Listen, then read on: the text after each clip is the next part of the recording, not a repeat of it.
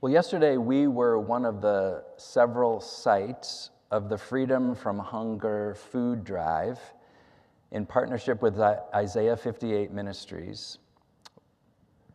Thank you for all who participated and who brought food today, because it so happens that the first Sunday of each month is our Give a Meal Sunday, and we collect gifts for Isaiah 58, which is in Tower Grove neighborhood in the city, and Circle of Concern, which is in Valley Park out here in the county.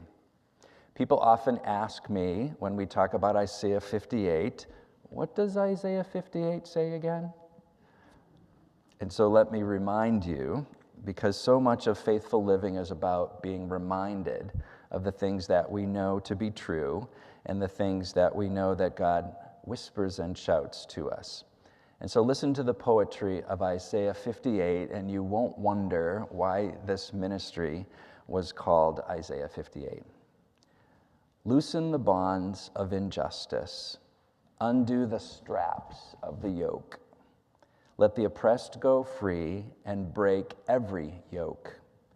Share your bread with the hungry and bring the homeless poor into your house.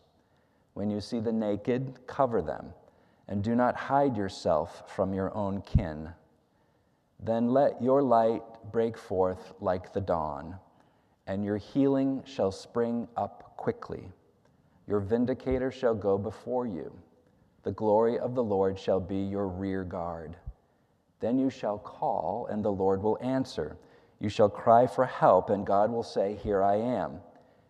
If you remove the yoke from among you, the pointing of the finger, the speaking of evil, if you offer your food to the hungry and satisfy the needs of the afflicted, then your light shall rise in the darkness, and your gloom be like the noonday. The Lord will guide you continually and satisfy your needs in parched places and make your bones strong. And you shall be like a watered garden, like a spring of water whose waters never fail. Your ancient ruins shall be rebuilt. You shall raise up the foundations of many generations. You shall be called the repairer of the breach, the restorer of streets to live in. So that's the kind of city that I want to live in. A city that has springs of water that never cease. People who are recognized as being hungry and thirsty. People who are recognized as having yokes around their necks, and those yokes are broken, and their hungers and their thirsts are met. And there is a repair of the streets, and that the streets are restored so that we can all live in them.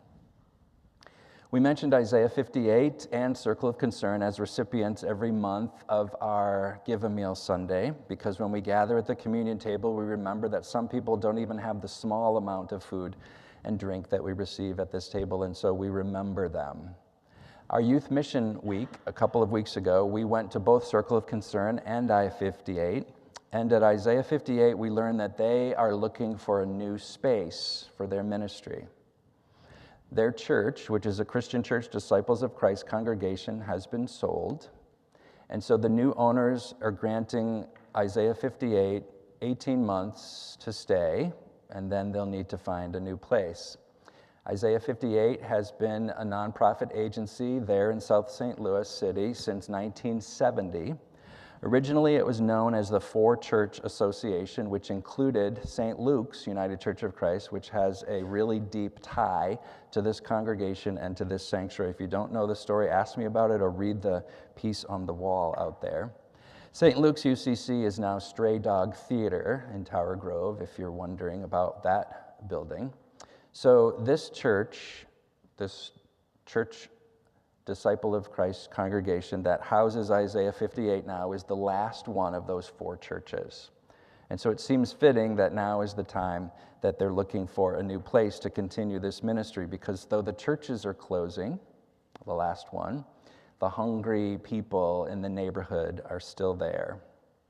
And so Isaiah 58 told us that they need to relocate because they want to go to a place where there are no stairs. They want to go to a place where they can provide more showers for the people who frequent their ministry. because a lot of people don't have running water.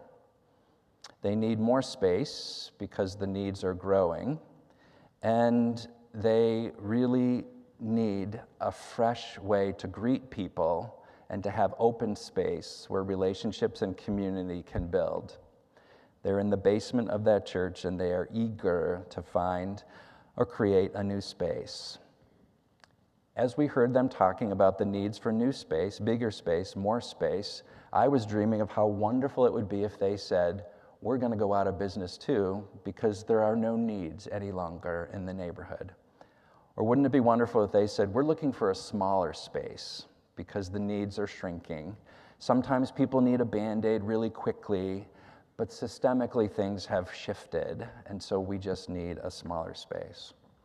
Some of you might remember many years ago that Lydia's House, a safe place for women and children who have not always had safe places, invited us to be part of their new campaign and to collect pillows. Some of you remember we had lots of pillows up here because Lydia's House was opening a new apartment building, and it was a big apartment building, and they needed help furnishing those apartments. Even as we celebrated the idea that more people would be served by this new apartment building, we grieved because they needed to expand their space. It would have been wonderful if they said, we want to celebrate with you the closing of Lydia's House because we finally figured out how to love each other, how to listen to each other, how to meander through conflict, and how to resolve issues. But instead, we seem to be building bigger places where people can go for help because people are hungry and thirsty and broken and in need. We will soon be refreshing our gathering space because we've been in it for over 25 years, and maybe you've noticed some of the paint, maybe you've noticed some of the furniture, maybe you've seen some of the broken pieces out there. And as we redo that space, there'll be some new art on the wall, which helps us to remember why it is that we exist, to remind ourselves of what we need to be about. And one of the pieces of art on the wall will be from Isaiah 58, and you'll hear this echo. Share your food with the hungry and provide the poor wanderer with shelter. When you see the naked, clothe them. There'll be another piece out there from Deuteronomy that says, whenever you reap your harvest in your field and have forgotten a sheaf in the field, you may not go back to get it. It will be for the foreigner, for the orphan, and for the widow, so that your God may bless you in all the work of your hands. And probably the most familiar piece that will be out there will say, God, you are my shepherd. You supply my needs. The idea from Psalm 23, I shall not want. We shall not be in want because there is enough, but it isn't always in the right places. So there's enough, but it doesn't always get to the places where it is most needed. The idea of having enough means that all could be served, all could be fed, all could be quenched if that enough isn't locked up in storehouses, isn't set aside from the people who are in need of it. Sue read Psalm 107 for us today, and it talked about people wandering in desert wastes, finding no city where they can dwell. These people were hungry and thirsty. Their spirits languished within them.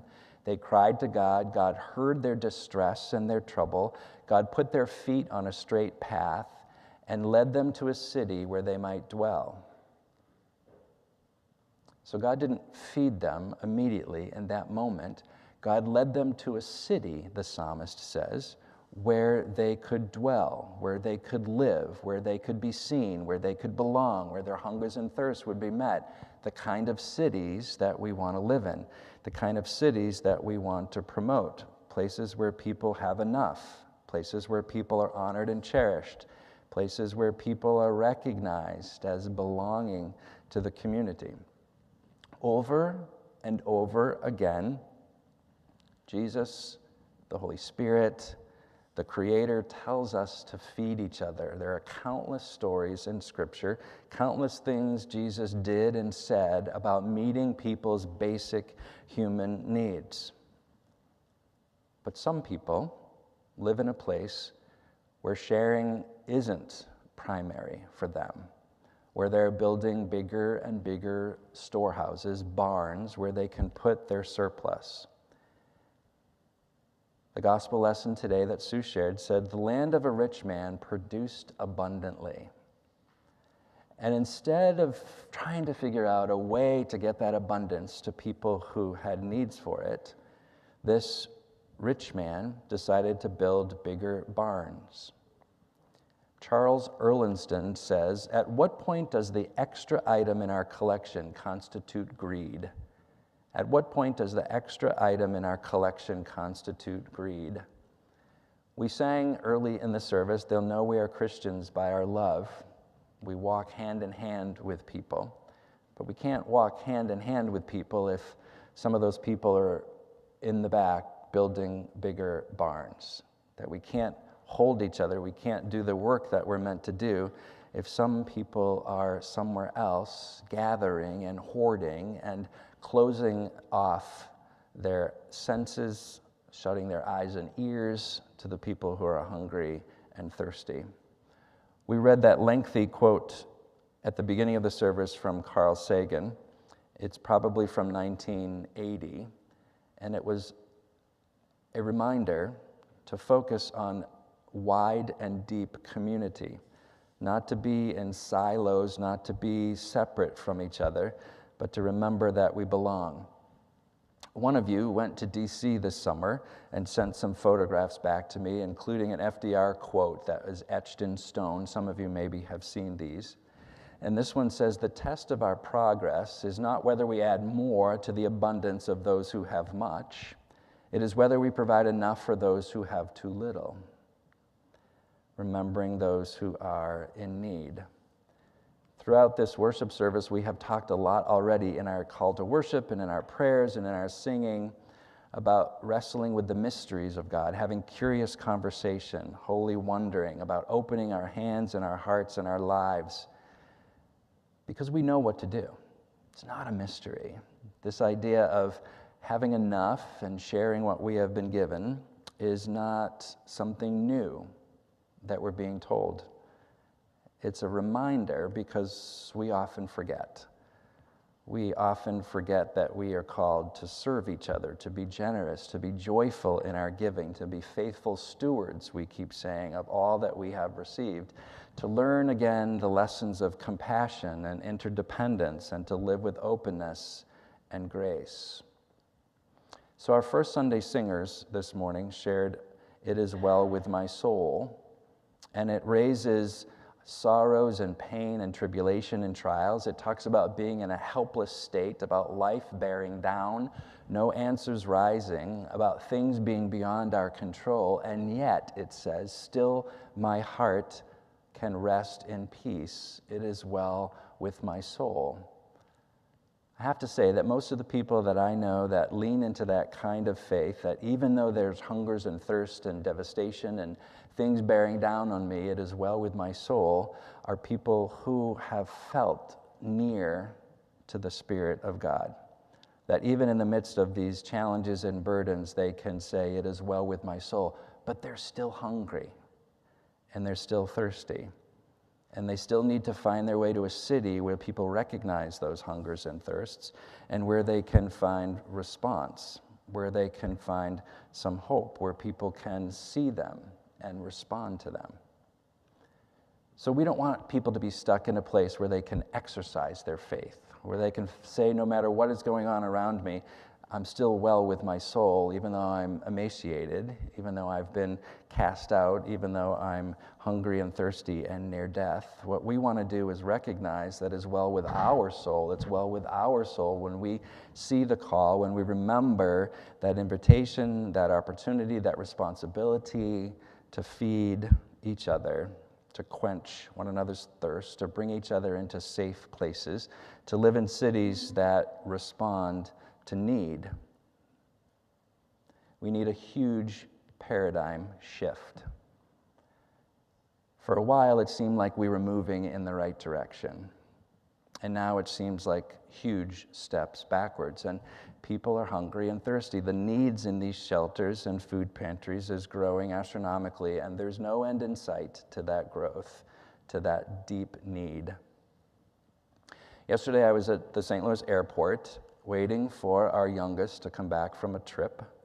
And I saw the art exhibits at the end of Terminal 1 downstairs on the opposite end of where the baggage claim is. Some of you are orienting up those stairs, that little area of art. There were some photos of aerial neighborhoods, and it named the neighborhoods. And some of these neighborhoods had houses that were very, very close to each other. And some of the neighborhoods had lots of green space and lots of room. And then right next to that exhibit was the Third Degree Glass Factory exhibit. And I remember being there at the Third Degree Glass Factory for a wedding, and during the reception we went into the hot room and saw glass being blown and made. And it dawned on me again that we need to do this differently. We need to do whatever it takes to create new space, a new receptacle for community, a new openness, a new commitment, because we're moving in the wrong direction. And we are here because we want to be reminded of the things that are of God. We're here because we want to be reminded of the things that Jesus said. We're here because we want to be reminded that the Spirit lives in us, and the Spirit leads us, and the Spirit guides us and corrects us. We know what to do, we're just not doing it. So I got a call the other day from a person who is a very active member of a church from another denomination that's less than 10 miles away. Don't try to guess what church it is. And that person was looking for a place where they could really focus on social justice. They don't want to leave their church, but they want to come to a place where they can actively engage at this moment, recognizing the needs of people of Missouri. And they were told to call us because they heard that we will do that. And I encourage this person, surely, to stay in their community, but to raise their voice and to say, if not now, when? If we're not going to be responsive now, if we're not going to listen to God telling us to feed people, if we're not going to listen to God telling us to remember each other, if we're not going to listen to the God who sets feasts before people, who adds more seats at the table, if we're not going to listen to the God who tells us to be extravagant in our welcome, to be generous and lavish with the gifts that we have been given, then when will the right time be? And so we like to say here that we get it, we understand it, and we like to say that there's more to be done. And we know that we need to be refreshed, we need to be reminded, we need to take breaks, we need to find partners. We can't be at this work constantly, but we know we need to get back to this work and to be creative and to help set a new paradigm and to move people toward each other and to not be the farmer who, when recognized their abundance, decided to build bigger barns. But we needed to be people who are repairers of the breach, who are restoring the streets for the people to live in, who are helping people find the cities where they can dwell, where their hungers and thirsts can be met.